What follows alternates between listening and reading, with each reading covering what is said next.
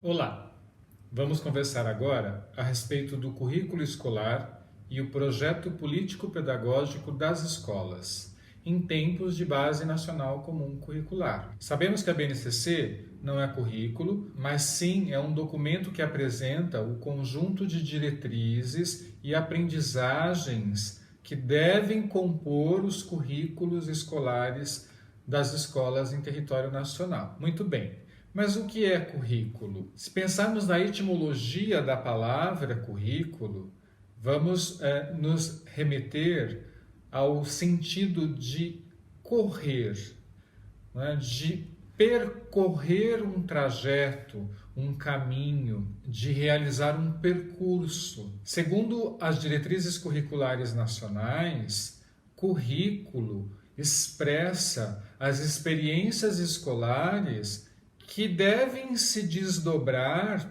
em torno do conhecimento, dos saberes que são elaborados, reelaborados, construídos no contexto escolar. E essas aprendizagens são permeadas pelas relações sociais. Então, a partir das diretrizes, podemos entender o currículo como o conjunto de vivências, de saberes, de experiências prévias dos alunos, mobilizadas aos conhecimentos que são construídos historicamente no contexto das áreas de conhecimento, dos componentes curriculares obrigatórios que são trabalhados na escola, e essa mobilização das vivências dos alunos com os conhecimentos historicamente construídos devem possibilitar, resultar na construção das identidades dos alunos. Um currículo escolar, ele deve expressar as práticas pedagógicas que serão oportunizadas aos alunos da escola, da rede, do sistema, para o qual o currículo escolar elaborado é proposto. Deve expressar também a construção dessas identidades dos alunos, dos estudantes, identidades diversas, múltiplas. Deve expressar as relações de poder existentes na sociedade e questionar essas relações de poder, proporcionar um posicionamento crítico dos alunos, professores, da comunidade escolar, um posicionamento crítico em relação a essas forças que são estabelecidas no contexto da sociedade, na qual a escola faz parte, está inserida. O currículo escolar deve expressar também a construção e seleção de conhecimentos. Então, o currículo deve conter o rol, o conjunto de saberes, de conhecimentos que são relevantes, fundamentais para aquela comunidade, para aqueles alunos daquela localidade, daquela região, daquele estado, daquele país. Então, vejam que currículo escolar é maior do que o conjunto de aprendizagens mínimo, obrigatório, que é expresso na base. O currículo escolar, ele deve contemplar essas aprendizagens mínimas estabelecidas na base, mas não só isso. Outras aprendizagens não previstas na base devem estar expressas no currículo escolar da rede, do sistema. Além das aprendizagens, o currículo também deve expressar o contexto socioeconômico, cultural da comunidade escolar a que ele vai abranger. Deve também expressar os princípios pedagógicos, filosóficos que vão nortear o trabalho pedagógico das escolas, e uma série de outras informações que a Base Nacional Comum Curricular não traz, não apresenta. Então, base não é currículo. O currículo escolar, ele deve contemplar as aprendizagens expressas na base, mas também outras dimensões do processo pedagógico devem ser expressas nesse documento, né, extremamente importante, que é o currículo escolar. Podemos refletir sobre essas dimensões que devem ser contempladas no currículo escolar. Temos a dimensão do ensinar o quê? Então, o currículo deve expressar quais são as aprendizagens que devem ser desenvolvidas, os conteúdos ou objetos de conhecimento, as habilidades, as competências que devem ser trabalhadas no contexto escolar. Todas essas aprendizagens, né, devem estar expressas no currículo escolar. Assim como os temas transversais que serão trabalhados e desenvolvidos nas escolas, os princípios e valores que vão nortear esse trabalho pedagógico, o desenvolvimento dos alunos, o processo de ensinagem dos professores, o processo de aprendizagem dos alunos. As competências e habilidades devem estar expressas nesse currículo escolar. Então, aqui a gente abre, né, o espaço para que o currículo contemple, através dessa dimensão do ensinar o quê, a base. Então, as habilidades, competências que estão expressas na BNCC devem estar contempladas aqui nessa dimensão do currículo, né? Do ensinar o quê? Das aprendizagens que serão desenvolvidas nas escolas que adotam esse currículo. Quais são as expectativas em relação ao desenvolvimento e à formação desses alunos, do processo de ensino, né, protagonizado pelos professores? Então, quais são os objetivos, né, de ensino? Quais são os objetivos da perspectiva do professor, da escola, né, da gestão escolar? Quais são os objetivos de aprendizagens na perspectiva dos alunos? Os objetos de conhecimento que serão contemplados nas diferentes séries, nos diferentes anos da escola, né, das escolas que fazem parte dessa rede, né? Ou seja, o currículo escolar ele deve expressar, né, explicitar a matriz curricular que será, né, adotada, né, praticada nas escolas da rede. Nessa matriz curricular, ela deve expressar os objetos de conhecimento que serão trabalhados, as habilidades, as competências, né, e a relação desses objetos de conhecimento, dessas habilidades, com cada um dos componentes curriculares que serão oferecidos na rede, né, bem como as áreas de conhecimento. Então, essa é a dimensão do currículo que expressa o que será ensinado nas escolas. Temos a dimensão também do ensinar para quem. Qual é o nosso público-alvo? Quais são os segmentos que as escolas da rede vão atender? Então, nós vamos atender a educação infantil e ensino fundamental anos iniciais. Vamos também atender ensino fundamental anos finais. Na educação infantil, nós vamos atender creche e pré-escola. Então, isso deve estar expresso no currículo, né? Quais são os segmentos que serão atendidos pela rede, né? As características da diversidade cultural, né, religiosa, social desse público que será atendido. Então, nesse sentido, é necessário um trabalho de pesquisa, de levantamento de dados junto a instituições e órgãos de pesquisa sobre as características socioeconômicas da região, né, em que as escolas da rede estão inseridas, informações sobre o contexto social dessa região, com o objetivo de traçar um perfil desse público que será atendido pelas escolas da rede.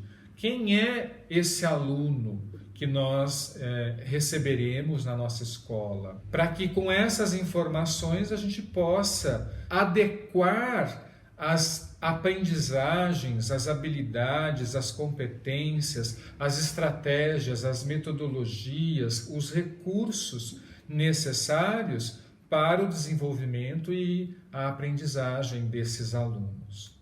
Nós temos que também considerar num currículo escolar a dimensão do contexto, né? Qual é o contexto em que as escolas estão inseridas, em termos de contexto geográfico, político, social, econômico? Quais são as características, qual é a realidade socioeconômica e cultural da cidade, da região em que as escolas que compõem a rede estão inseridas? Mais uma vez, é necessário recorrer a resultados, dados de pesquisas dos órgãos oficiais, como o IBGE, o Censo Escolar. Quais são os recursos materiais e humanos necessários para que a gente consiga praticar esse currículo, para que a gente consiga desenvolver aquelas aprendizagens que estão expressas nesse currículo? E quais são os recursos disponíveis para que a gente possa dimensionar, sabendo os recursos necessários e os disponíveis, nós temos a condição de saber também o que a gente já tem, se o que nós já temos em termos de recursos materiais e humanos é suficiente para que a gente pratique esse currículo, atenda esse público-alvo, ou não, e o que falta para que então as políticas públicas possam dar conta, não é, desses recursos que faltam. A legislação que direciona, que orienta essa organização, né, pedagógica, essa estruturação das escolas em termos espacial, em termos de insumos, em termos de organização de equipe, de recursos humanos, né, leis trabalhistas, documentos de autorização, laudos de funcionamento. Então, essas informações fazem parte dessa dimensão do contexto. Qual é o contexto em que as escolas que compõem a rede estão inseridas?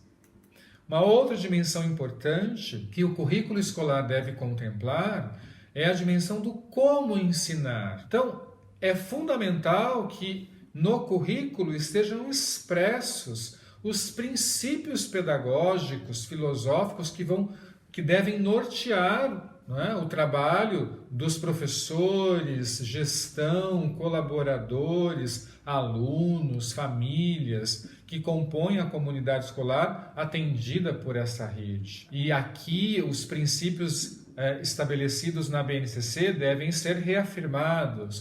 O princípio da igualdade de oportunidade, da diversidade, da equidade e outros princípios e valores, não é, que a rede, não é, julgue fundamental, relevantes para a sua comunidade. Quais são as metodologias que serão empregadas? Então, as escolas da nossa rede vão trabalhar a partir de metodologias interacionistas, socio-interacionistas, construtivistas, tradicional. Isso deve estar expresso no currículo escolar, né, para que direcione, oriente o trabalho da gestão das escolas, dos professores. O planejamento das escolas dessa rede deve funcionar de que modo? Quais serão as periodicidades de planejamento? Que tipo de planejamento será realizado? Planejamento de gestão, planejamento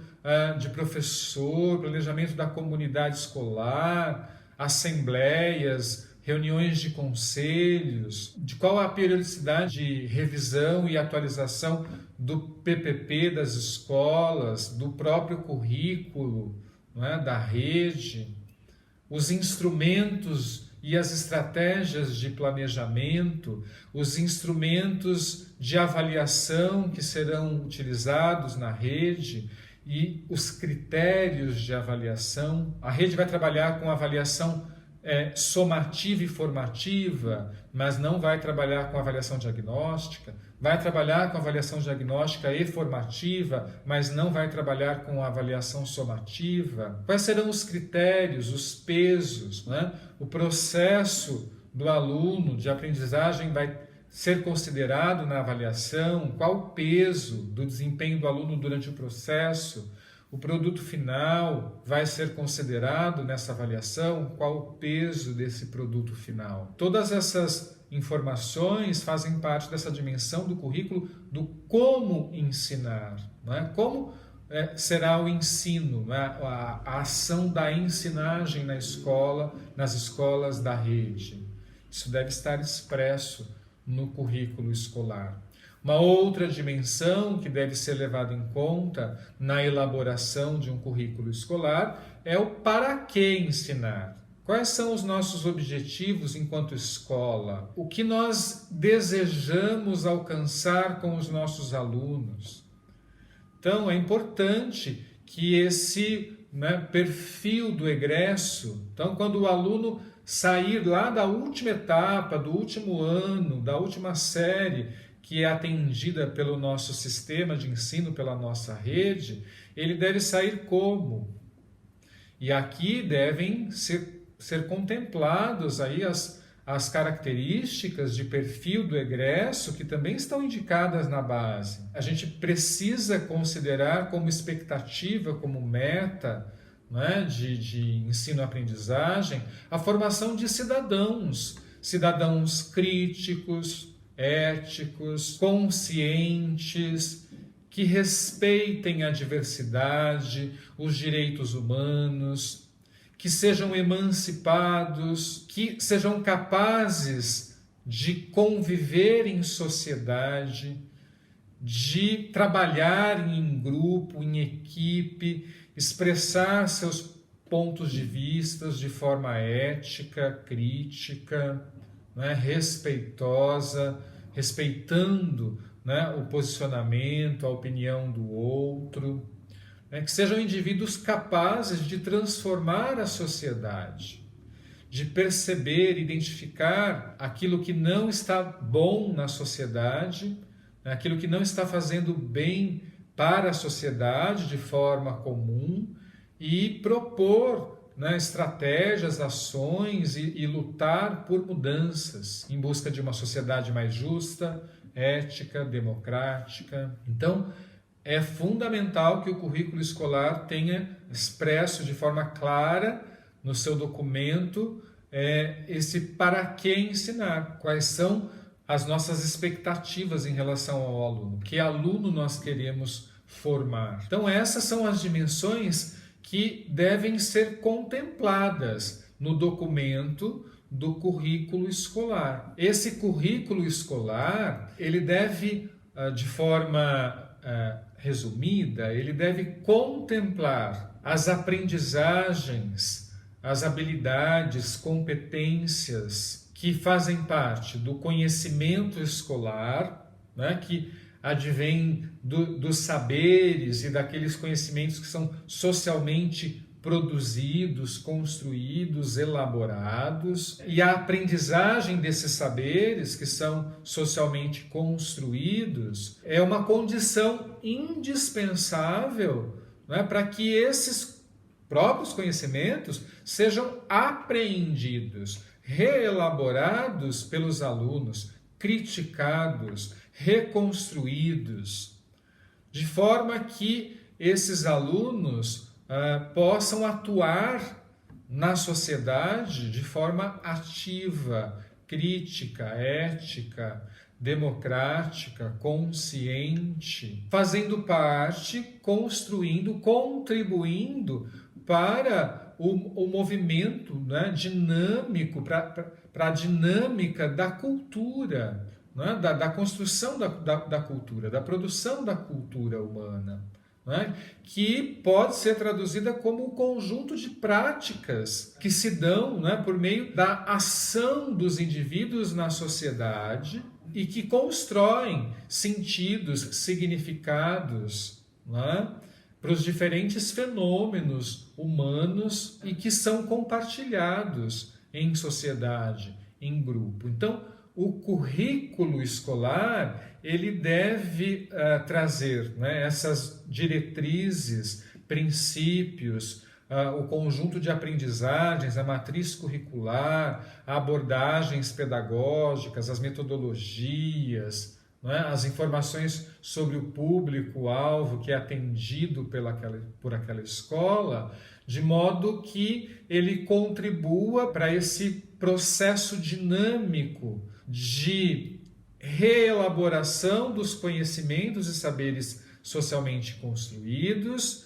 no contexto escolar e a interferência na sociedade, na cultura, modificando essa sociedade, essa cultura e, por sua vez, modificando a dinâmica das escolas, do processo de ensino-aprendizagem, em que um contexto acaba influenciando no outro de forma viva, dinâmica, né, crítica, reflexiva. Então, o currículo escolar ele deve dar conta, né, desses dois tipos de conhecimento: o conhecimento historicamente construído, socialmente construído, e o conhecimento que é reelaborado no contexto da cultura, né, dos fenômenos cotidianos que permeiam, né, a nossa vida prática, concreta. A elaboração dos currículos escolares normalmente é pautada a partir de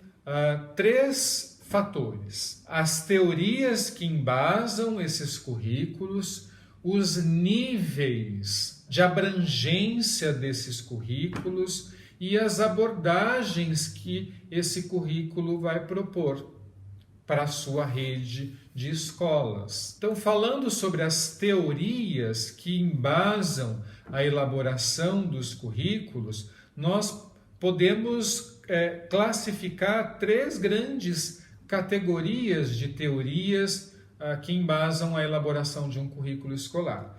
Nós temos as teorias chamadas tradicionais, as teorias críticas e as teorias pós-críticas. Na teoria tradicional, a gente vai ter um currículo que é elaborado em função da figura do professor como detentor do conhecimento e do aluno como um receptor de conhecimento. É um processo de ensino-aprendizagem em que o ensino é essencialmente concentrado na figura do professor, então é o professor que ensina, e a aprendizagem é um processo centrado principalmente na figura do aluno, que é quem deve aprender. Esse processo de ensino-aprendizagem, ele é avaliado normalmente no final de processos, de períodos letivos. As metodologias utilizadas nessa abordagem tradicional, né, dos currículos, são metodologias também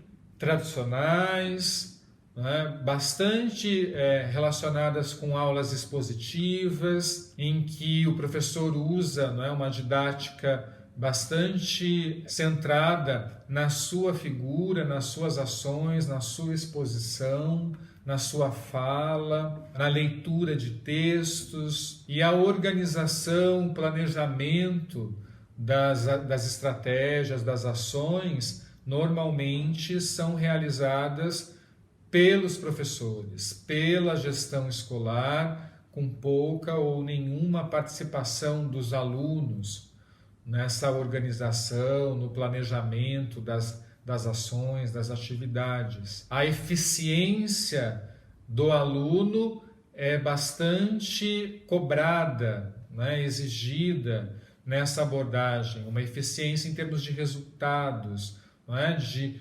memorização de conceitos, de datas, de nomes, de fórmulas, de modo que os objetivos estabelecidos sejam atingidos.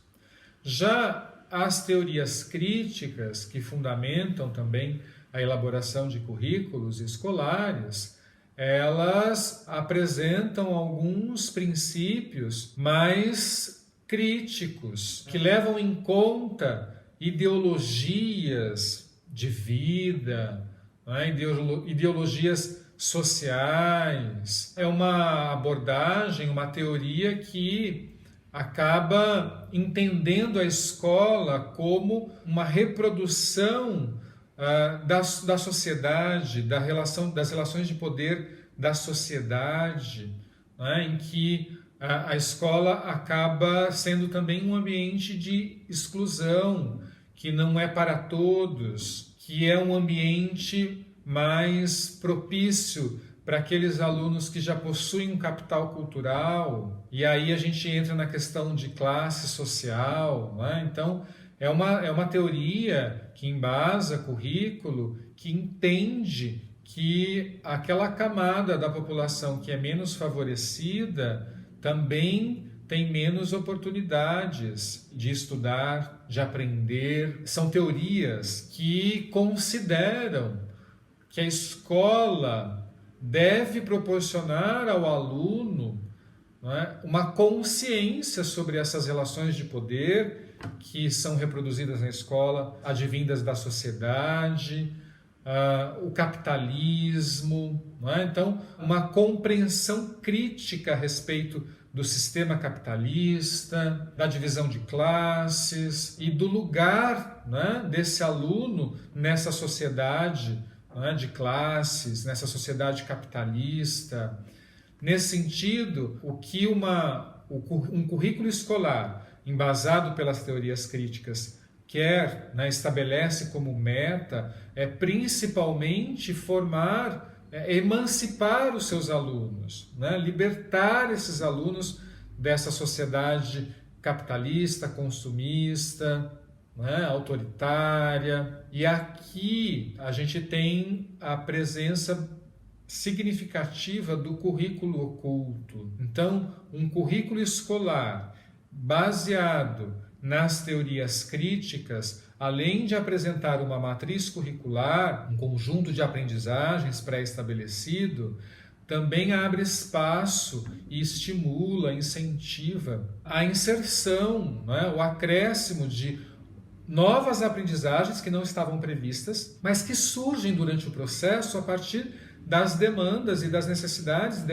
desses alunos, principalmente aqueles que são das classes menos favorecidas. Então, a escola passa a ser também um espaço, um lugar de resistência desses menos favorecidos em relação a essa sociedade opressora, né, capitalista, consumista. E temos também a teoria pós-crítica, né, que quando é considerada na elaboração de um currículo escolar, ela vai trabalhar bastante com a questão do desenvolvimento das identidades dos alunos, com as competências e as habilidades socioemocionais, com a capacidade dos alunos em exercitar a alteridade, se colocar no lugar do outro e, a partir desse exercício, respeitar a diversidade, as diferenças, as subjetividades de cada um.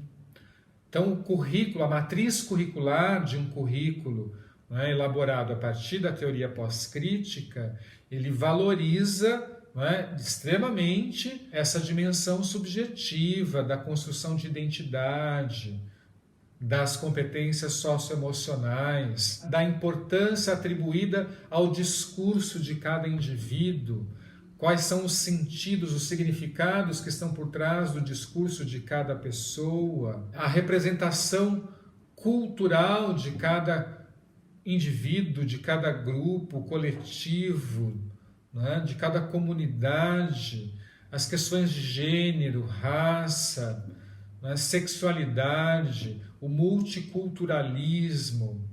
Então, a teoria pós-crítica, ela propõe, não é, uma abordagem mais aberta, mais humanizada em relação à matriz curricular estabelecida, proposta, em relação ao que vamos ensinar para os alunos. E é claro que não há uma obrigatoriedade de nós elaborarmos o nosso currículo escolar escolhendo uma dessas 3 teorias para embasar. A gente pode recorrer a elementos das diferentes teorias, mas o que normalmente ocorre é que os currículos eles acabam apresentando uma tendência, né, ou potencializando uma dessas 3 abordagens teóricas. E falando então das abordagens pedagógicas que devem estar expressas nos currículos, lá naquela dimensão do como ensinar, né, nós vimos que é preciso que o currículo expresse quais são as abordagens pedagógicas que devem ser trabalhadas, né, nas escolas que compõem a rede. Então, nós podemos ter um currículo que estabeleça, né, uma abordagem multidisciplinar sobre o desenvolvimento das aprendizagens, né, que é uma abordagem onde não há uma interação entre os componentes curriculares. Então, cada componente curricular, história, geografia, matemática, ciências, trabalha numa direção, no seu contexto, sem essa interação entre si. Ou podemos trabalhar numa abordagem pluridisciplinar, em que há um certo diálogo entre esses componentes curriculares, mas ainda não há uma interação, né? Então, sei lá, em um projeto, uma determinada ação vai ser de responsabilidade de língua portuguesa e uma outra ação, um outro momento, numa outra etapa, vai ser de responsabilidade do componente de língua inglesa. Então, apesar de estarem no mesmo projeto, de ter um diálogo, mas não há uma interação direta entre os componentes curriculares nessa abordagem pluridisciplinar.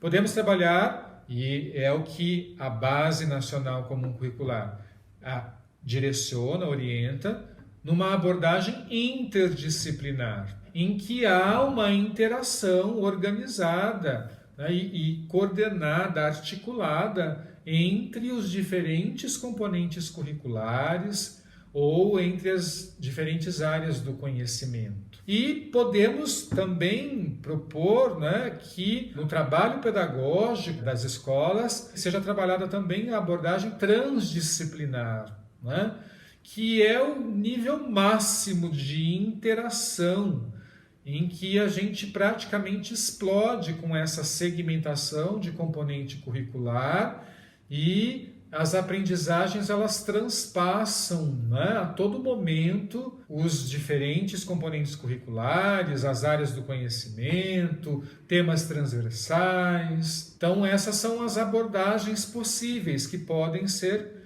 propostas, né, pelo currículo escolar da rede, que devem ser praticadas aí pelas escolas. Então vamos falar agora um pouquinho sobre o PPP, né, que é o Projeto Político Pedagógico.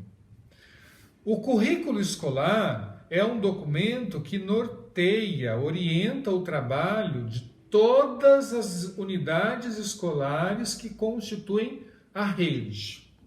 Então é um documento maior, mais abrangente. O PPP, o Projeto Político Pedagógico, ele também vai orientar, né, vai direcionar, vai embasar o trabalho pedagógico, mas no contexto da unidade escolar. Então, cada escola que compõe a rede deve ter o seu PPP, o seu projeto político pedagógico, né? Quando a gente fala de projeto, nós estamos falando de direção, né? De dar um caminho, de apontar, propor um caminho a seguir, uma direção a seguir. Político tem a ver com cidadania, com ter o direito de expressar e assumir um posicionamento, opinião diante dos saberes, diante dos fenômenos sociais, culturais. E pedagógico está relacionado com educação, com processo de ensino-aprendizagem. Então o PPP, ele deve expressar as aprendizagens, as metodologias, os princípios norteadores do processo de ensino-aprendizagem daquela unidade escolar e qual é o perfil do egresso que nós queremos formar na nossa escola. Vejam que boa parte dessas informações já estão apontadas lá no currículo escolar. Só que no currículo escolar é uma abrangência maior, diz respeito a todas as escolas da rede. Então agora a escola, cada unidade escolar deve, a partir do currículo escolar, filtrar, né, aquelas informações, aqueles dados, para a realidade local dos alunos que são atendidos por aquela unidade escolar. O Freinet, ele vai apontar para a gente, né, a ideia, o conceito de que a escola, a sala de aula, é como se fosse um canteiro de obras. É preciso que exista um plano de construção conjunto, um projeto em que todos os envolvidos no processo de ensino-aprendizagem participem da elaboração desse projeto. Então, um PPP deve ser elaborado pela gestão, professores, representantes de alunos, das famílias, da sociedade civil, da comunidade local, dos colaboradores da escola. Claro que a gestão escolar deve encabeçar esse processo, né, de elaboração e reelaboração, atualização dos PPPs. Mas a participação deve ser de todos. Então, a gente pode fazer uma analogia, né, ou usar a metáfora para o PPP de uma casa, né, da escola como sendo uma grande casa que será construída, que está constantemente em construção. A porta de entrada dessa casa representa o público atendido pela escola. Quem vai entrar nesta casa? As características socioeconômicas, culturais desse público-alvo. Boa parte dessa informação já tem lá no currículo escolar. E aí a escola vai fazer um outro trabalho de complementação, de pesquisa sobre a comunidade local, para ter esse perfil dessa clientela, né, desse público-alvo mais bem detalhado. O tapete sobre o qual esse público-alvo adentra a casa, a escola, e sai desta escola é a avaliação. Então, o PPP também deve expressar os instrumentos de avaliação que serão utilizados nessa escola e os critérios, os pesos de cada instrumento. As paredes desta casa expressam os segmentos que serão atendidos por essa escola, por essa unidade escolar. Então, nós vamos atender educação infantil, ensino fundamental 1, ou anos iniciais, ensino fundamental 2 ou anos finais, ensino médio. Então, as paredes, elas representam os segmentos que serão atendidos pela unidade escolar. E a gente precisa ter as colunas de sustentação do telhado dessa casa, dessa escola. Essas colunas que vão sustentar esse telhado são duas colunas principais. Nós temos a coluna que representa a legalidade, as leis. Então, o PPP ele deve citar quais são as leis que estão embasando esse projeto político-pedagógico. A LDB 9394, a Constituição Federal de 88, as diretrizes curriculares nacionais de cada segmento atendido pela escola, a Base Nacional Comum Curricular, os decretos, os pareceres, as deliberações do Conselho Municipal de Educação da Rede, do Conselho Estadual, do Conselho Nacional de Educação. Não é? Então, um dos pilares que sustentam essa casa, essa estrutura, essa escola, são as leis, que precisam ser estudadas, né, pela gestão da escola, pelos professores, por toda a comunidade escolar, e devem estar expressas nesse documento, né, do PPP da escola. O outro pilar que sustenta essa casa é o pilar da dimensão pedagógica. Então, quais são os princípios que norteiam o trabalho pedagógico dessa escola? O princípio da igualdade, da equidade, da diversidade, do protagonismo do aluno, de uma educação integral, né, da ética, cidadania, do respeito à diversidade, aos direitos humanos. Quais são as metodologias, né, tradicional, interacionista, socio-interacionista, construtivista? Vamos trabalhar com metodologias ativas para estimular o protagonismo do aluno. Vocês também vão encontrar boa parte dessas informações no currículo escolar, porque lá no currículo escolar também estão apontadas essas diretrizes, né, da dimensão pedagógica. E aqui no PPP a gente vai, então, filtrar, nós vamos especificar o que está estabelecido no currículo escolar para a realidade da nossa unidade escolar. E aí nós temos um primeiro nível, né, de cobertura, uma primeira laje dessa casa que cobre, né, parte dessa casa, desse lugar, né, da escola, que é a estrutura organizacional e a estrutura de espaço físico. Então, quantas salas nós temos na nossa escola? Quais são as dimensões dessas salas? Tem laboratório de informática? Quantos computadores tem? Tem espaço multimídia, sala de vídeo, pátio, quadra, banheiros, sala de professor, biblioteca, cozinha, refeitório. Isso tudo tem que estar indicado, expresso, com desenho, com planta, com as dimensões, com os equipamentos disponíveis em cada ambiente no PPP da escola. E a estrutura organizacional.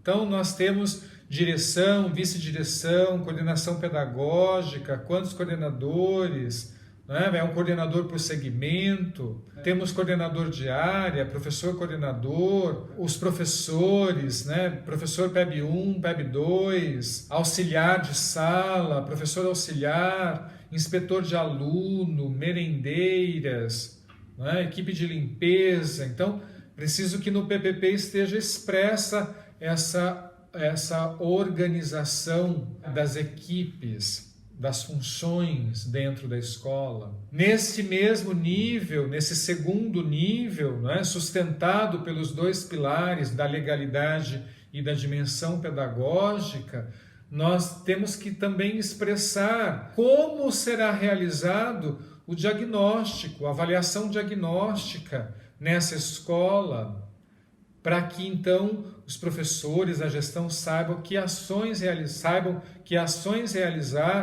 para que esses alunos desenvolvam as aprendizagens que ainda não têm, identificando aquelas que eles já possuem.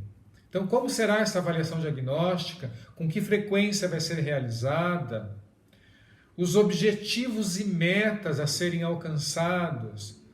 Né? E aí vamos recorrer à base, às habilidades, né? Que são os objetivos de aprendizagens, as competências que devem ser desenvolvidas. Quais as ações que se pretende realizar, os projetos na escola durante o ano letivo para se atingir essas metas, esses objetivos, para se desenvolver essas habilidades, essas competências, tá certo? Então, é a partir do momento que a gente consegue sistematizar todas essas informações, né, no documento, é que a escola passa a ter, então, o seu PPP, o seu projeto político pedagógico, que deve ser, né, revisto, revisado, elaborado anualmente, no mínimo, a cada ano, né, e com a participação de todos os agentes envolvidos no processo de ensino-aprendizagem, todos os agentes da comunidade escolar. Muito bem, então já sabemos o que é currículo escolar e o que é o PPP, né, o Projeto Político Pedagógico. Mas e agora? O que nós devemos fazer com currículo escolar e projeto político pedagógico em tempos de BNCC? Eu acredito que nós já tenhamos uma ideia, né? Sabendo o que é currículo escolar e o que é PPP, que são documentos diferentes, distintos, mas sabemos que em ambos os documentos devem ser expressas as aprendizagens que serão trabalhadas, desenvolvidas com os alunos da rede. E essas aprendizagens, elas devem estar em consonância com a BNCC, que apresenta o conjunto mínimo obrigatório das aprendizagens a que todo aluno tem direito. Então, o que as escolas devem fazer é rever o seu currículo escolar, né, o currículo escolar da rede. Se ainda não possui, elaborar o seu currículo escolar, e cada unidade escolar deve rever o seu PPP, se ainda não possui, elaborar o seu PPP em consonância com as diretrizes, as orientações e a matriz de aprendizagens estabelecidos na BNCC. As redes, né, de escolas, sejam elas municipais, estaduais, elas devem estudar os seus currículos, podem compor uma comissão, né, para esse estudo, para coordenar esse trabalho, né, de adequação do currículo para a BNCC. Então, essa comissão deve organizar plenárias, assembleias, grupos de estudos sobre o currículo escolar da rede. Esse currículo deve ser atualizado a partir da matriz de aprendizagens e dos princípios estabelecidos na BNCC. Discutir, esclarecer com a comunidade escolar quais são os principais pontos que um currículo escolar deve contemplar, aquelas dimensões que a gente falou, transpor as diretrizes do currículo escolar do município para cada unidade escolar, e aí a gente já está entrando na elaboração ou na revisão dos PPPs, e aí cada gestão de cada unidade escolar tem a responsabilidade de encabeçar, de coordenar essa revisão, essas atualizações do PPP da sua unidade escolar em consonância com a base, tá certo? Algumas questões que podem nortear esse trabalho de atualização, de revisão ou de elaboração do currículo escolar em consonância com a base podem ser o currículo escolar existente contempla os princípios gerais da igualdade, equidade e diversidade estabelecidos na base? A proposta curricular, os conteúdos, competências e habilidades, potencializa o princípio norteador da educação integral? As competências gerais estão contempladas nas experiências estabelecidas no currículo?